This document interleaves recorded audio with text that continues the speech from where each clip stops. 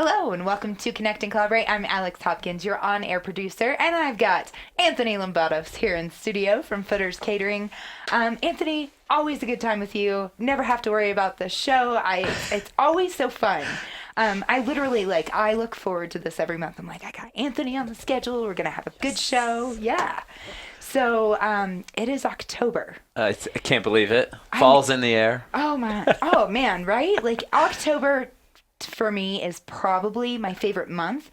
I love summer. Okay. It's my favorite season. But October, man, you get all of the scary stuff. You also get the turning of the leaves, so it's really pretty outside.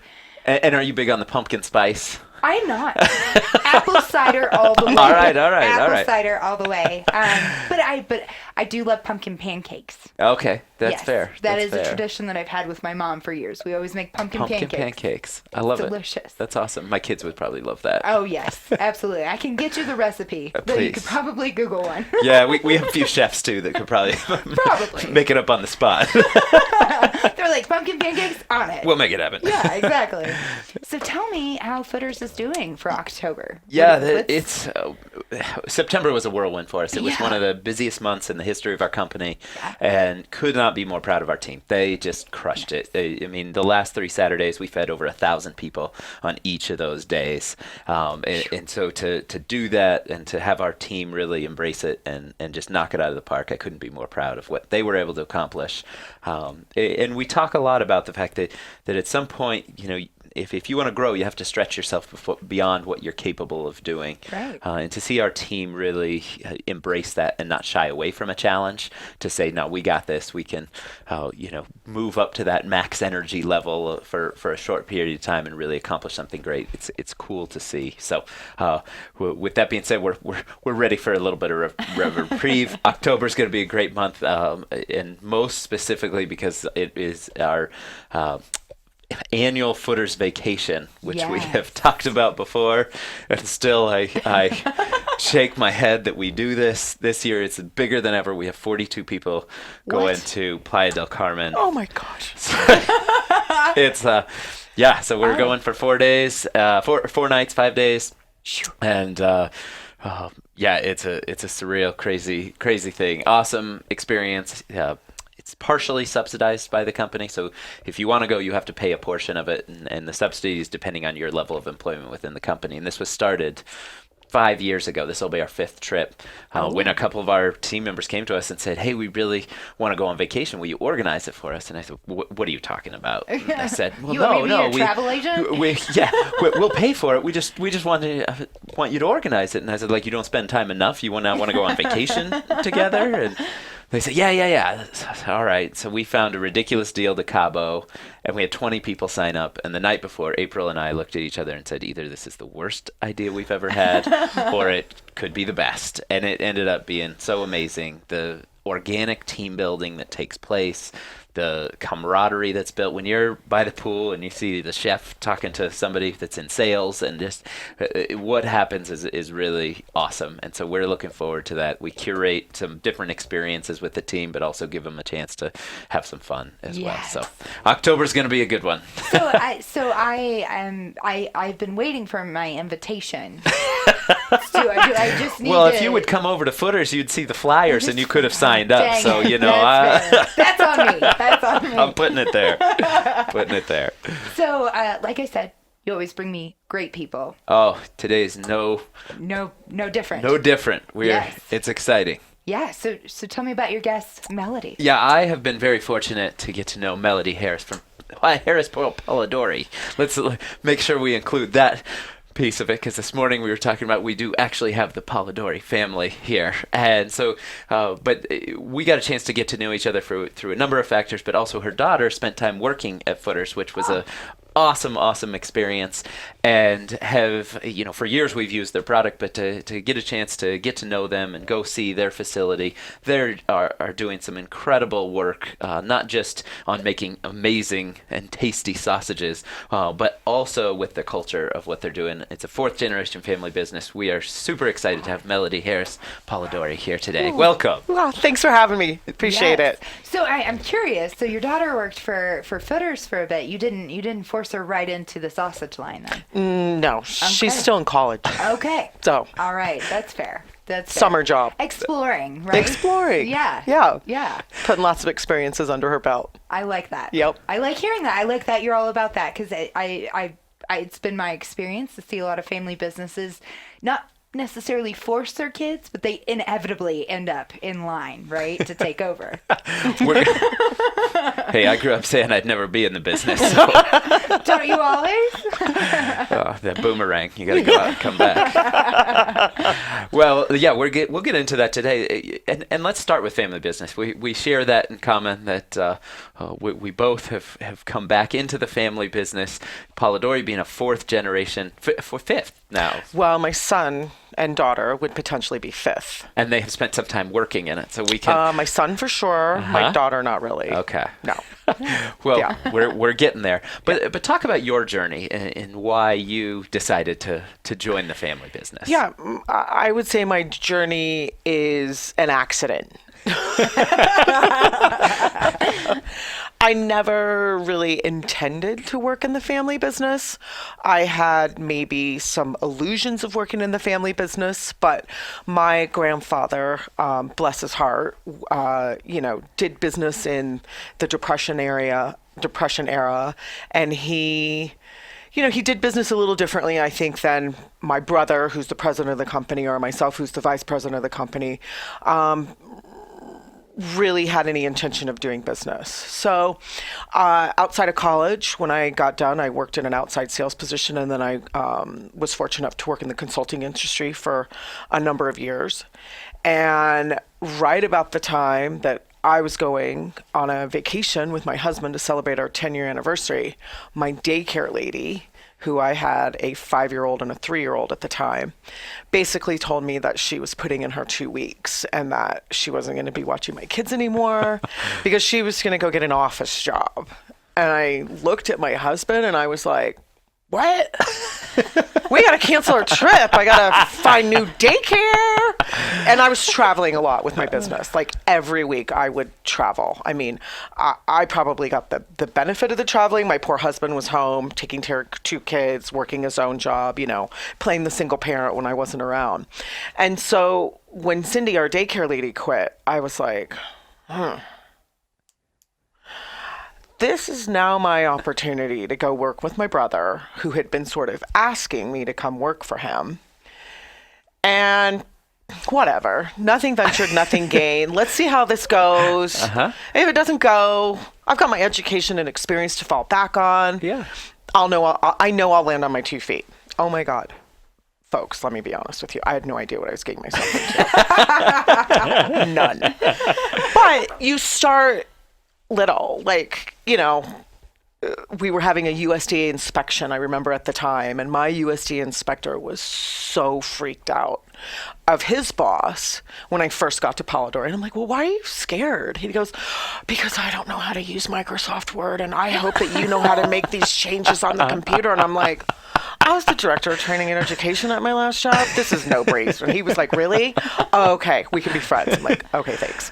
So little things that when you jump into a family business, you don't jump. You drown and you try to find your way to the top. Because there's all kinds of mountains that you climb while you're doing that. Like workers' compensation. All of my employees were being rated at the highest experience mod, when they didn't need to be. So we were paying too much for workers' compensation. We had the Cadillac of healthcare plans because that's what my brother wanted at the time, which was fine. But there's all kinds of different things that you learn about. Here's a funny story.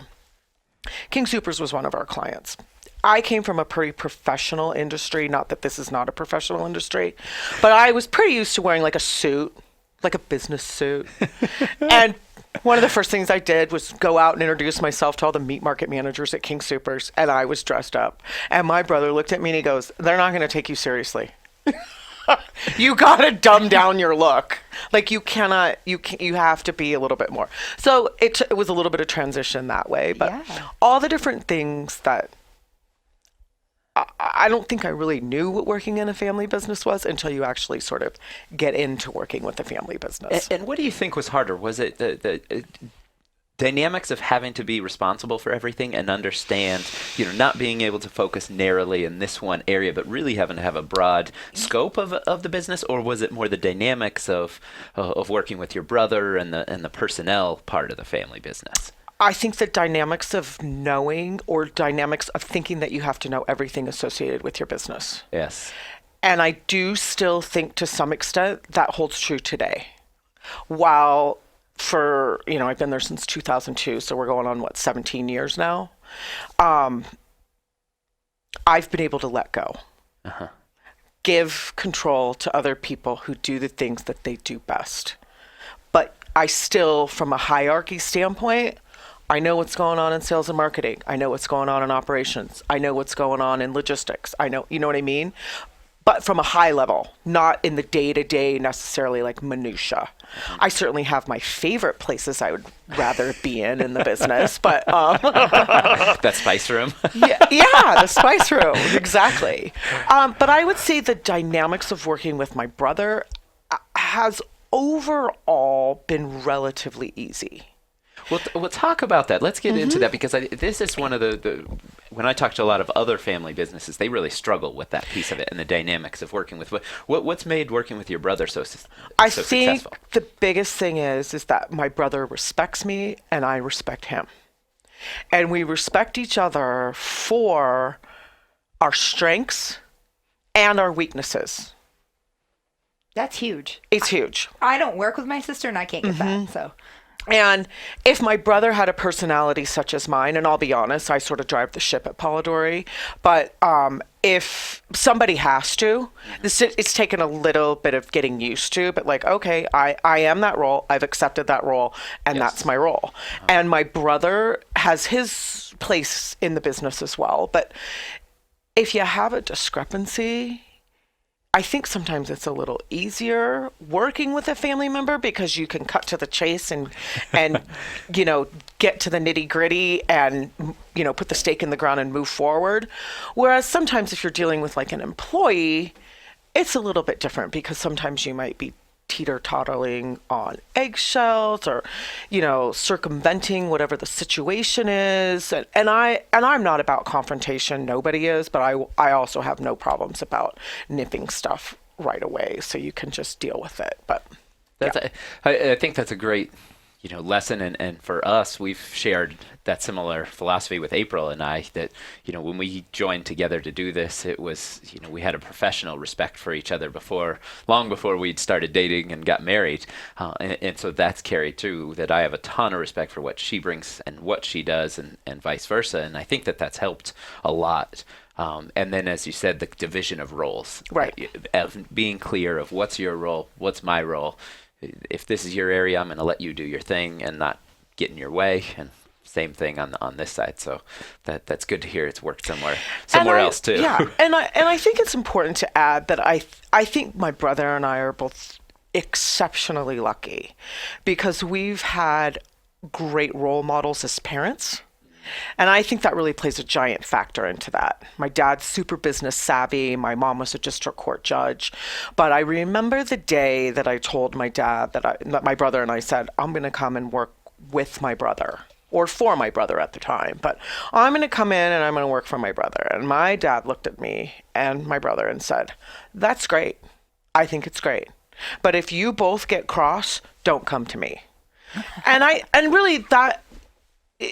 It's almost like, all right, so if you have a conflicting situation, then deal with it yourself. Don't come running to me. Don't break up the family dynamics, any of that. Make me choose sides. Yeah. That's awesome. But we've had parents that I think have, worked very hard, chose not to work in the family business on my father's side, but, have demonstrated being great role models and giving their children wings and letting them fly.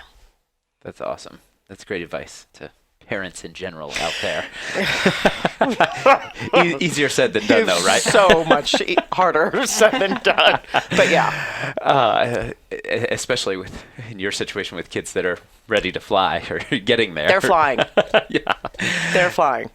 So you mentioned your parents. Talk a little bit about the legacy of Polidori and what that, you said you didn't have any intention. Now that you've been in the business and some of our conversations, I know it means more to you now.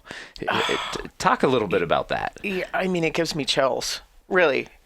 I walk through the door every day at work and I have the chills because I'm surrounded by a great team of people and tremendous family pride. I mean, my great-grandmother migrated here through Italy. She went to Magna, Utah, where she met and married Rocco Polidori. They came to Colorado for the prospects of better jobs, and because Rocco was suffering from black lung from working in the coal mines. And they bought a grocery store in North Denver, and it was there that she began to cook up her family heirloom sausage recipes when she wasn't busy cutting pork chops, cutting steaks, those types of things. And so she would cook up those family heirloom sausage recipes. People would want to know how they could get it. And she would start selling the sausage out of the butcher case back in 1925.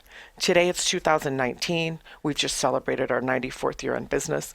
We make her family heirloom Italian sausage recipe the same way that she did back in 1925, albeit in slightly larger batches. But, some of the same little spice tricks that she had, we still incorporate that into our sausages today.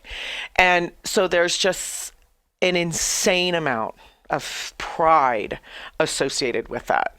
Yeah. So at 94 years, that's amazing. That's when you Happy hear anniversary. Thank you. all the statistics of the businesses that, just how hard it is to get past 1 year, 5 years, to get 94 years. What do you attribute that to, that you've been able to bring this business along and your relatives to get it to this spot? I think it's a handful of key characteristics. It's consistently making a product the same way that we did, that my grandmother has done. It's teamwork. If you don't have a team that can't cohesively work together, or if you've got attitudes or greed or any of those kinds of things, they'll get in your way.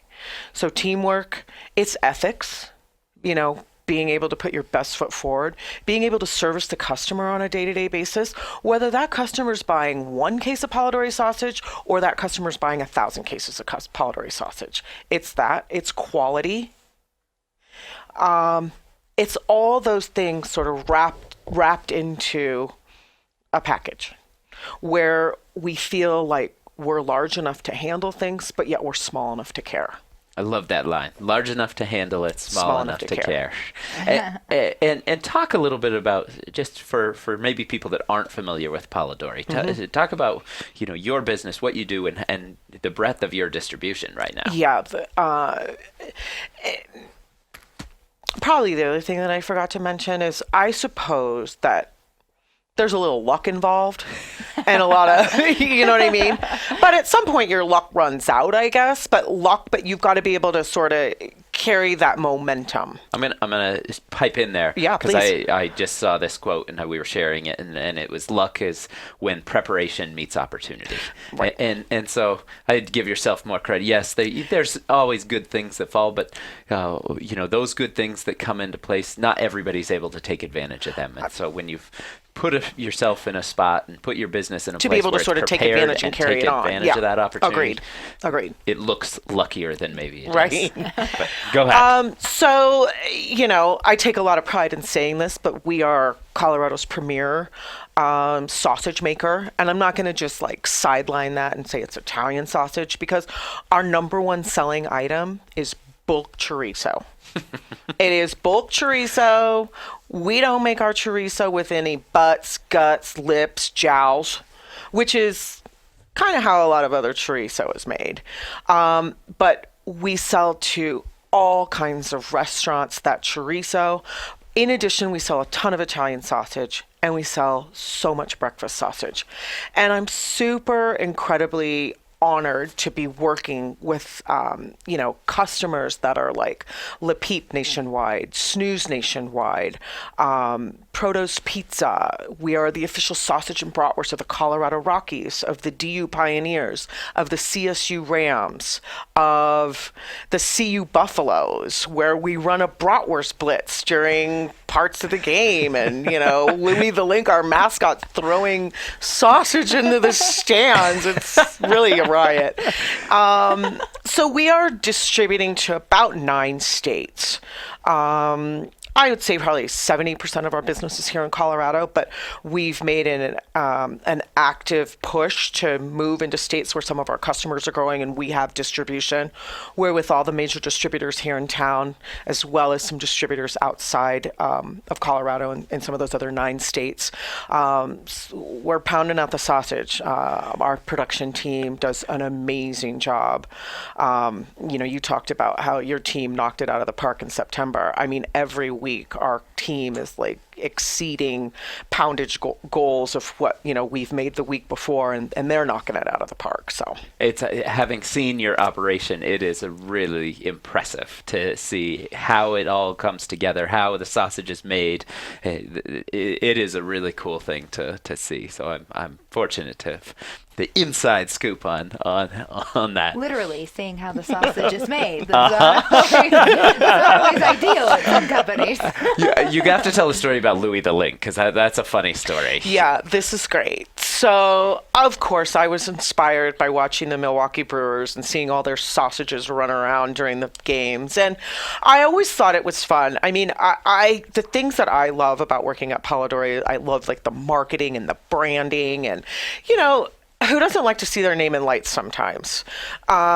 It's weird at the same time, but who doesn't like to? So I've always wanted a mascot, or I always wanted a mascot. The challenge is where do you find a mascot? How do you find somebody to make that? And I didn't know. So I did a little networking with some of my friends. I had some people who had some friends who worked in theater and costume designers and, I'm talking about like Lion King costume designers, like people that would work for the DCPA and that type of stuff. And so we found a gentleman in town who made our first mascot. Naming the mascot was definitely a challenge, though.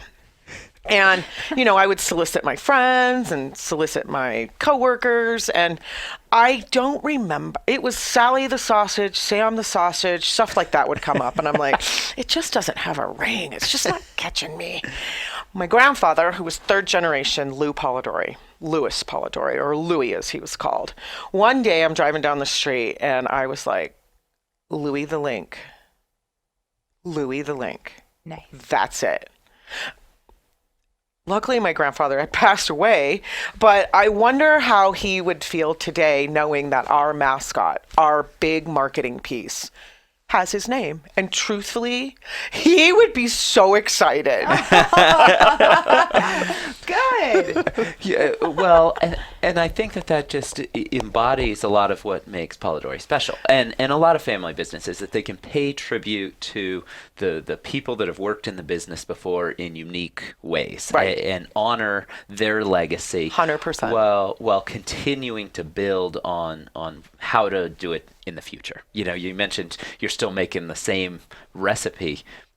It looks a lot different seeing your facility than it did years ago. And so how do you blend those two things is a huge challenge that I know a lot of businesses face, and you've done an incredible job of being able to do that. So I'm glad you shared that story about Louis the Link. That's super fun. That's fun. Yeah, that is super fun. And I'm sure that, who wouldn't love a mascot named after them, right? Someday, you're giving me goals here. I'm thinking I might have to send somebody out there. We've talked for a while. Now, you may have inspired me now, because the Fab Tigers is our acronym to remember our core values, and so our core value awards are these tiger trophies. You need a tiger. And so we have talked about the teal tiger as being the potential Footers mascot. You've already got it. So teal and black stripes? Yes. Yep. I like that. That's where I went too. I see it. Yes. We do have to take a quick break, unfortunately, but I'm excited to continue this conversation with Melodie Polidori of Polidori Sausage and Anthony Lambatos with Footers Catering. So be sure to like and subscribe our YouTube page while you're here. You can find all of the information we talked about in the description below, so be sure to click on that link. We'll be right back. Welcome back to Connect and Collaborate. Once again, I'm Alex Hopkins, your on-air producer, here with Anthony Lambatos of Footers Catering and Melodie Polidori of Polidori Sausage. How are you? And thanks for sticking with us. Yeah, I'm great. Thanks for having me. I appreciate it. Yes. So let's jump back into the conversation. We set the scope of what you do in your company. With all of my guests, I try to bring this back to the topic that I am so passionate about, which is creating a great place to work. When April and I bought the company from my dad, that was first and foremost what we wanted to do. We didn't care about being the biggest catering company. We just wanted to create a great place to work, and it was self-serving at the time. It was like we're here all the time. We want it to be fun, and over the years, we've really started to see how much of an impact that's had on our business, and we've learned how to be very intentional about that. So I always have a lot of respect, and I'm always trying to pick up things from other companies, hence why we did a culture study over at Polidori to learn some of their secrets on what makes them a great place to work. So Melodie, I'm going to kick it to you. What is at the core of what you believe makes a great place to work? I think it's a lot of things. It's not just one thing. Yes. I think it's trusting in your people and empowering them to do a good job. I think that's one of the things. You can't be a micromanager and try to, with your sales team, the numbers are in the pudding. You know what I mean? Like the proof is in the pudding. If, I don't need to know that, at 1 o'clock in the afternoon, you're going to go to the gym, but you make sure you get your stuff done. So I think it's empowering people, trusting people that they're going to get their job done. Well, you talk about trust and empower, and I love that that's the first thing that you jumped in. That's why I wanted to take this, because my goal is really to move the conversation away from perks and benefits, which is where I think it has gone over the past, 10 years, with the rise in tech and all the flashy things that they do for some of their employees, which is great. Don't get me wrong. Sure. But at the core, I think it is more about the work that people are doing. And it's not about the distractions and the, I get to do this and I have this. No, it's what are you doing and are you proud of it? And are you doing something that's meaningful to you? And that is so much more powerful than, I get paid really well. Yeah. And I think the companies that understand that see the rewards from their team and the transition that they make of, no, I'm committed to the work. I was given a presentation and I asked the audience, I said, think about the most difficult, the thing in your life you're most proud of accomplishing. Just when you take a moment to think about what am I most proud of accomplishing, 2 or 3 of those things. And then I ask, how many of you think that was an easy thing? And 0 hands go up. And it's one of those things that you realize it's not about making things easy. It's the things we're most proud of are challenging, that it takes some effort. We overcame something to become part of that. And so for businesses, what we talk about a lot with Footers and my tribe and is don't be afraid of the hard work and the effort. Stop trying to make it easy for your team. It can be challenging. That's okay, but embrace the challenge, and it's more rewarding in the long term. You mentioned that people are setting goals left and right. Yeah, and I think in our environment, and I think it has to be this way in a lot of environments, if you're going to define success, and really, how do you define success? Is it that you're profitable? There's a lot of people who are profitable that are miserable. I think you have to be happy, and I think you have to have a happy workplace. I think my brother and I, in particular, do not value any one employee more than the other. You have to put people on a level playing field. While people maybe get paid differently and that type of thing, you can't say your transportation workers are any less important than what I do, or my production staff is any less important than my logistics manager. I think everybody is part of the village. Everybody's part of the team, and everybody plays a crucial role. And when you start underthinking or undermining that any one person is more important than the other, I think you get into trouble. That's a fantastic point. I love it because it corresponds with one of our convictions at my tribe, which is value people for more than the job they do. I value my people for more than the job they do. That's yes, we appreciate what your job, and that's what the paycheck is for, right? But if we value you as a person and understand that when you come in this door, it's not like you left personal Melodie behind and professional Melodie comes in. Right, it's like right. we're one person, and Right. so let's embrace that and understand and treat them as people, Right. and not just the transportation person Right. or the Right. chef. Yeah. I love that. The other thing I want to touch on, because I think you've done some really cool things at Polidori. Talk a little bit about what makes Polidori a great place. Some Because we specifics. value our employees, yes, I do feel like it's important that we have a competitive benefits package. I'll talk about that briefly, but we provide a full benefit package. And no, I'm not Google and I'm not Amazon and I'm not Facebook and I can't afford to do a lot of those things, but I think we provide competitive wages. We provide health, dental, medical, vision, medical, health, same thing, sorry. And then we also provide, this will be the 4th year that we've done it, but we have a 401k program. We have 20 employees. For a company of 20 employees, 4 years ago, we put in a 401k package. And that 401k package basically encompasses 3 different things. As an employee, once you've worked with our company for 1 year and 1,000 hours, you can voluntarily make deductions of your check to go into a 401k.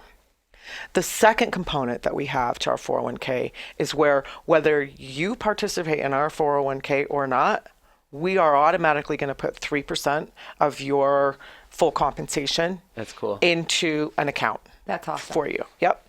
And then the third thing that we're going to do is profit share at the end of the year.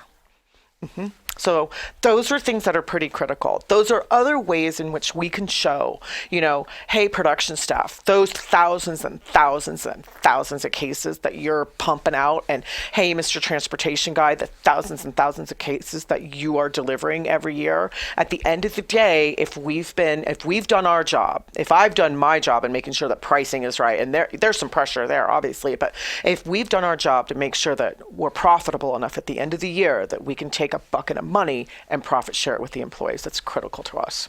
And I think what that does too is it brings us back to them feeling like they're part of something bigger than themselves, right? Like, when you talk about, you've got people that are doing jobs that aren't very sexy jobs, right? Like, they're in a cold environment. Yeah, You're wearing boots and 2 layers of gloves and a hairnet and an inspector who might be breathing down your neck to make sure you're doing it right. But for sure. That's Yeah.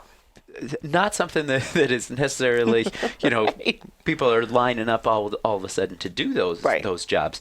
And so when they understand that they're part of a legacy, a company that has a rich tradition and history, a company that stands for something and isn't just, trying to make a buck, I think it builds such an element of commitment, and then to double down and say, yeah, you're part of this, we appreciate your commitment, and we're going to pay that back to you through this profit sharing. Yeah. I think is a really cool thing. There's a couple of other fun things that we do. In addition to probably providing breakfast and or lunch once a week for production staff. Nice. Yeah, and it can be easy. Anything as easy as burritos from one of our customers to sandwiches from one of our customers. It's super fun, but food inspires people and they love that. And that's always really good. Yep. One week out of the year, generally in July, we couple it with the Rockies game, but we celebrate Production Appreciation Week, where it is a week that is simply dedicated to our production staff. And we sort of delegate that the sales staff, who's keeping that group of people busy. But we all show our appreciation. They get breakfast and lunch every day. They get gifts in their locker or on their locker. They get presents every day from Steve and I. And then we, kind of culminate midweek at a suite at the Rockies game, drinks and food and all that kind of stuff. But it's a way for them to feel super appreciated, and they really love it a lot. Love that. Yeah. That is very cool. Yeah. I might steal that one. You can steal that one. Two more things that we do. In December, because I am inspired, hands down, by Ellen DeGeneres and the stuff that she does. 12 Days of Christmas. We do the 12 Days of Christmas at Polidori for all of our employees. So for 12 days, there's a present every day, and you get to open up that present, and it's super fun. It's super fun for me, too. That's awesome. Yep. Go do all the shopping and pick all the stuff out. Oh, Usually keep cool. my brother in the dark about that. It's kind of my fun little thing. I usually get my son to help me. Yeah. He helps me. Like, I can trust him to not tell anybody what's going on. That's awesome. And then the other thing that we do, and I've got to give a nod to Footers and Anthony and his staff. When my daughter was working in summer of 2018 for Footers, she came home with her employment package.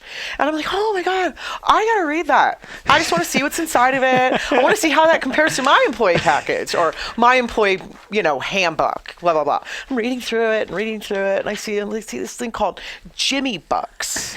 Jimmy Bucks. Jimmy Bucks, where you get a reward. Your coworkers get to reward one another for a job well done. So, our nod to them, we created Link Bucks. Louis the Link Bucks. Pretty simple, not so hard. Yep. With a lot of this, with the 5 or 6 things that we think that are important, teamwork, ethics, consistency, quality, service, and a little sheet of paper, and there's a box that's wrapped, and it's link box, and you drop your link buck in. I'm telling you, people thrive off of this, because every time you accumulate 10 link bucks, you get to spin the wheel for prizes. Oh. And There's wheel spinning? There's wheel spinning. We do this like once a month, where it's a staff paid lunch, and I'd like everybody to be there. But, when you post that you're going to do link bucks, inevitably there's a little bit of stuffing of the box. I'm telling you, like at lunchtime, we're probably reading 20 people, we're probably reading 100 link bucks out loud. That's awesome. Yeah. You go kind of fast. They're spinning the wheel. Caroline, our marketing director, keeps track of all the, hey, Anthony, it's your turn to spin. Tim, it's your turn to spin. And when it's their turn to spin, they get up, they spin the wheel. We have the prizes. You get the prize right there. So it's something tangible. And it's, it's fun stuff. Gift cards. Yeah. Cash. Awesome. Love it. I love it that Swag. you've taken it and made it your own. Yeah. Oh my God, it's so fun. Really and fun. I'll tell you, I have a girlfriend that I walk with, and she's a teacher at Littleton Public Schools, and she's heard, the idea that I stole from you guys, and they are now instituting that in some parts of Littleton Public Schools, where the teachers are doing that to, sort of reward one another, and the PTA is sort of funding that. So I think that's kind of cool. It's Good really for them, cool. yeah. Really cool. Love Yeah, that. teachers need a little more love some days. Oh yeah. Yep. That's a topic for a mouthful. different Sorry, day. guys. So talk a little bit about hiring, because I know at Footers it's something that we've bumbled along and learned a lot from the school of hard knocks for many years in terms of making sure you hire people that are going to be a good cultural fit. What are some of the things that you do at Polidori to make sure you're hiring good cultural fit? We get requests every week. People want to come and work at Polidori. And so we have been fairly selective about our hiring process, depending upon the position. And maybe I should segregate those out. If it's an office position, marketing director, sales, QA, typically what we do instead of posting a position is we've already cataloged people that we think might make a good culture fit at our business, and then we would reach out to them. People that work in your business, or No, people that or in maybe the in the community? industry, Yep. or Yep. we'll reach out to people and we'll say, "Hey, Mr. Chef at such and such, we've got a position open. Not that you would be interested, but do you know anybody that would be?" And we get a lot of people that way because they know our culture already. So that's how we that's how we've garnered basically our last couple of employees. Yeah. Yeah. And And it's been very that is- successful. for everybody listening, that is such a huge piece of advice. We talk about it as our talent folders. Yeah. That, recruiting should be something you're doing all the time. And You're when you networking. I'm always cataloging something away. Oh, I'd love to have that person, but I don't have a position. Exactly. But if I do, or they're not looking right now, you put them in that talent folder, that you catalog them, and then the minute you have that position, you send it over, say, I think you'd be a great fit. Yeah. And if they say no, you say, do you know somebody that would be? Yeah. And all of a sudden, you move from just attracting what we call the active job seekers, the people that either aren't employed, or which there's not many of them right now. Right. Or hate their job and are actively looking for a job. And what we really want to go after and attract is the either sleeper candidates that don't know they are open to a new job, that if the right opportunity lands on their desk, they say, wow, this could be really cool. Right. Or the passive seekers that are casually looking but not really aggressively looking for a job. Right. And so how do you go after those two groups of people? You got to go find them. It's not traditional job boards that are going to produce those those and top, I can post a top talent. you can post a job on Indeed and be inundated with people that don't even meet your criteria. That's not to say that we haven't used it in the past, but it's definitely not our preferred method. Right. For my for our hourly manual labor production staff, that's a challenge. It's a real challenge. We don't have a lot of turnover, but as we've grown, we've garnered more automation. But when you grow, not only do you garner more automation, but you still need bodies. We haven't had great success with Craigslist, with Indeed. You might post an ad, we phone interview them. You'd be lucky if that phone on the other end is even somebody that answers the phone, or you leave them a message. Are they going to call you back? They don't call you back. Or you get somebody and you offer them an interview the next day and they don't show up. So we haven't had a lot of success with that. We have had success with a temp agency, where, sort of our last couple of spots that are hard to fill, we have a temp agency that brings us what I'll define as a warm body, that isn't like a convicted felon. Well, I mean, I say that because I believe in making sure that my employees are safe that are there. Yeah. But if we like that person from the temp agency, they're with us for 160 hours. With the temp agency, you pay a premium. But after that 160 hours, I can bring them onto my own payroll. And that in of itself is like a little mini probationary period. Like, I like you. Yeah. Do you like us? And if you don't, then it's easy to, sort of move on to the next person if you need to. A great way to figure out if they will be that cultural fit. But with, the low unemployment here in Colorado and, the marijuana industry, it's definitely, and the diversity that we have here in the state, it's very much a challenge. With we have the 6th lowest unemployment in the country. It's definitely challenging, and it's not going to get any better, I don't think. No. We got to keep innovating. We got to keep doing what we're doing. So talk about, you've worked in other industries. You obviously have seen a lot of other companies. You have customers. You have different. Talk about some of the mistakes you've seen companies make when trying to go down this road of creating a great place to work. I think one of the biggest mistakes that companies can make is they get greedy. When they take things for granted and they get greedy, you start to lose your focus of what got you to where you are today. Can you give a example? That's kind of my, Can you give an example? It doesn't have to be specific, but think about, where this shows up. I think about that. Is it greedy more in the sense of they're constantly looking for more sales, or greedy in the sense that they're constantly... For sure, Alex. I mean, we get presented with, that's a great example. We get presented with a lot of opportunity. And there are times where I'm like, not today. And I'll go right to my production manager. Hey, could we do this? Can we do that? We're basically at capacity right now. No. I believe that if opportunities are there today and you say no, those opportunities will be there 6 months down the road. Because I believe that if you don't take care of the customers that you already have, and you just try to bring on more customers, it's just like a sick little cycle. Yeah. Yeah. And we have great relationships with our customers. And that's such the mindset of abundance as opposed to scarcity. I mean, I talk to a lot of business owners that are just scared to say no. And you're right.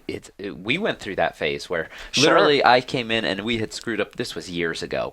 I think it was every Monday for a month I was calling people apologizing for how we had screwed up a party. I mean, it was one of the just most trying times, and we had to go back to the drawing board and say, okay, we're overextending ourselves here if we can't execute these parties to our ability that we know how, and we've got to go and figure this out. And so now, similar to you, if we're closed on a day. I mean, we were closed in September months ago for almost every weekend, and we just had to say, sorry, we can't take anymore, because if we do, it's going to jeopardize the quality of service that we provide to everybody. Yeah. Yep. So I love that. Yep. Great example. Thank you for sharing that. Yeah. As we're nearing the end, let's talk a little bit about leadership, because I think, we can talk about culture, but it starts at the top. I firmly believe that you've got to have the right leaders in place, and then, below that, you've got to train your people how to be great leaders. And I think anyone within a company can be a leader. So talk about, what leadership means to you and how you approach that whole topic. Well, so you and I are both involved in an organization called the Big Idea Project, and their motto is generous leadership. And I think I fit that bill. I'm not trying to get myself a job here, but I am a generous leader, and I think in a lot of ways, not only by gifting things to your employees and that type of thing, but I think also in listening to your employees when they have an issue, when they want to be heard, when they want to try out something new and different, or you want to give them autonomy. I believe that being generous, not only does it make me feel good, but it also is part of who I am, and part of what I think makes me a great leader. I think it's hard to admit that you're a leader. I do. I struggle with that. Like, I walk through the door and I'm like, okay, I'm Captain Polidori. Today we're doing this. You know what I mean? Like, I struggle with that sometimes, because I think a lot of times when you own your own business or you're in a family business, there's nobody there to tell you that you're doing a good job. Your employees might tell you you're doing a good job. Your bottom line might be telling you you're doing a good job. But at the end of the day, if you're not willing to push yourself to do a better job, to think outside of the box, to do things that are outside of the box that might be so out of your comfort zone, then you're not challenging yourself, and you're not allowing yourself to grow. So, yeah, I mean, I think I'm a generous leader. Ellen DeGeneres is definitely one of my role models. I've mentioned her before. But there's other people. My mom is an amazing, generous, philanthropic person who grew up in a super poor family. I mean, she is definitely a role model of mine. My own daughter's a role model of mine. As I watch her go through things, these are the kinds of things that get me emotional. But like my own daughter, I'm in awe by some of the things that she's doing. And my son, he's had some challenges in life, and he has been able to rise to the occasion, and he's, grow, and everybody's path is different. And I think you got to respect that. So what are the things that you feel like you're working on as a leader? Continuing to give up control. Not gonna lie. That is not an easy but one. Where, let's be honest, Anthony, where I can go on vacation and shut it down. Yep.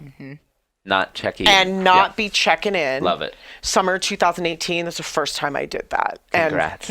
Yeah, and I pat myself on the back because it takes a long time to get there, and it takes a lot of trust in your staff to be able to do that. So awesome. Anthony's just taking his staff with him. I see that. Well, thank you so much. This has been amazing. amazing. Yeah. Where can people find Polidori products in the local area? Yeah, you can find Polidori Sausage at your local King Supers and Safeway and City Market stores, and in thousands of restaurants all throughout the state. Yes, absolutely. Thank you both so Thanks much. for having me. This has been a great show. One more time, be sure to like and subscribe our YouTube page while you're here. You can find this show and more at cobrt.com/radio-podcast. Check out Footers Catering. Type in Anthony Lambatos. You can find all of his past shows as well. Have a great day, you guys. Thanks.